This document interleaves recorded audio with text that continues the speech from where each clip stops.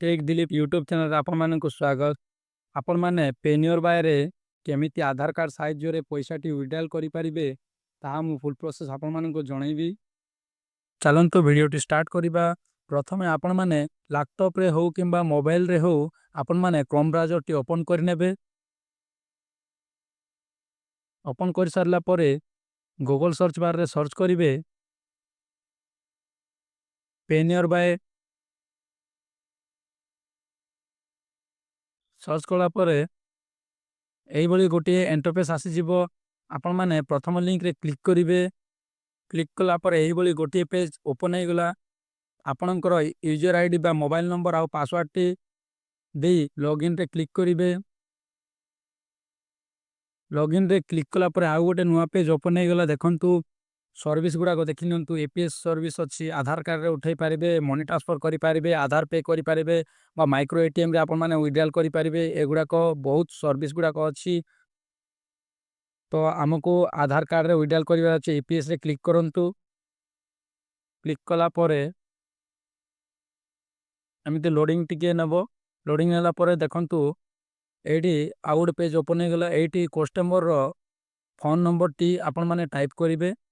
Type କଲା ପରେ ସର୍ଚ୍ଚରେ click କରିବେ। କ୍ଲିକ୍ କଲା ପରେ ଆଉ ଗୋଟେ ପେଜ୍ ଓପନ୍ ହେଇଗଲା। ଦେଖନ୍ତୁ ଏଇଭଳି ଏଇଠି ଆପଣ କଷ୍ଟମରଙ୍କର ଆଧାର ନମ୍ବରଟି ଏଇଠି ଟାଇପ୍ କରିବେ।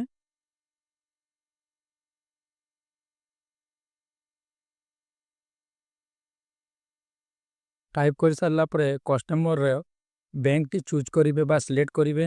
ଏଗୁଡ଼ାକ ବ୍ୟାଙ୍କ ଗୁଡ଼ାକ ଦେଖନ୍ତୁ ବହୁତ ଗୁଡ଼ା ବ୍ୟାଙ୍କ ଅଛି। କିନ୍ତୁ ଏଥିରେ ଯଦି ନାହିଁ ତାହେଲେ ସର୍ଚ୍ଚ ବାରକୁ ଯାଇ ସର୍ଚ୍ଚ କରିନେବେ ବ୍ୟାଙ୍କ ଗୁଡ଼ାକ। ଚାଲନ୍ତୁ ସର୍ଚ୍ଚ କରିବା।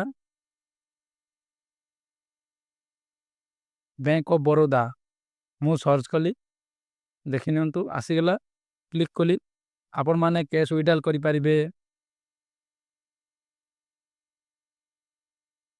ଆପଣମାନେ ବାଲାନ୍ସ ବା ମିନି ଷ୍ଟେଟମେଣ୍ଟ ଦେଖିପାରିବେ, ଚେକ୍ କରିପାରିବେ।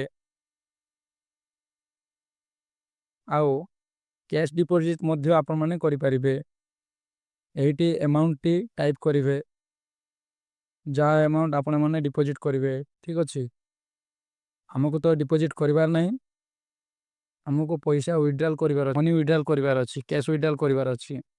ତାହେଲେ ଏଇଠି ମୁଁ 10,000 ଟାଇପ୍ କରିନେଉଛି।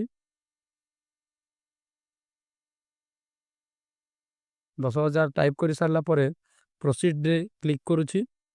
କ୍ଲିକ୍ କଲା ପରେ ସ୍କାନ୍ରେ କ୍ଲିକ୍ କଲି। ଆଉ ଦେଖନ୍ତୁ ଆପଣଙ୍କ କଷ୍ଟମରଟି ମନ୍ତ୍ରାରେ ଫିଙ୍ଗର ଦେବେ। ଦେଲା ପରେ ଦେଖନ୍ତୁ ସକ୍ସେସ୍ ହୋଇଗଲା ୱିଡ୍ରାଲ୍ଟି 10,000।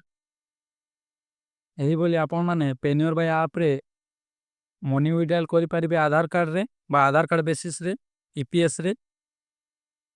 ଯଦି ଆପଣମାନଙ୍କୁ ମୋ ଭିଡ଼ିଓଟି ଭଲ ଲାଗିଛି ତାହେଲେ ଲାଇକ୍ କରନ୍ତୁ, କମେଣ୍ଟ କରନ୍ତୁ, ସେୟାର କରନ୍ତୁ, ମୋ ଚ୍ୟାନେଲଟିକୁ ସବସ୍କ୍ରାଇବ୍ କରନ୍ତୁ।